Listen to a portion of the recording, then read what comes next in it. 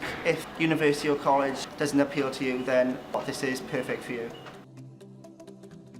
Before this, I did my education in school, so 2 years of graphic design in school, then moved on to college and did 2 years there.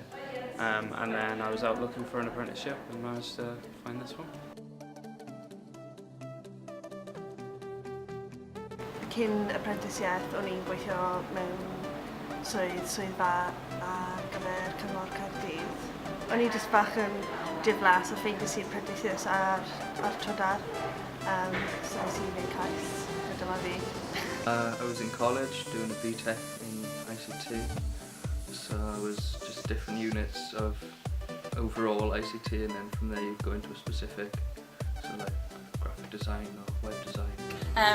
The past 6 weeks I've been in Cyfle, learning the theory and everything behind the media apprenticeship.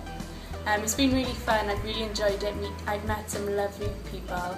You learn an awful lot about the industry and aspects that you never really would think about or think that are applicable to the environment that you're working in. I'll be working hopefully on set in Casualty and Poblicum in the costume department. I'm really looking forward to it, as it's something I've never done before, and it'd be really great to have the industry experience under my belt.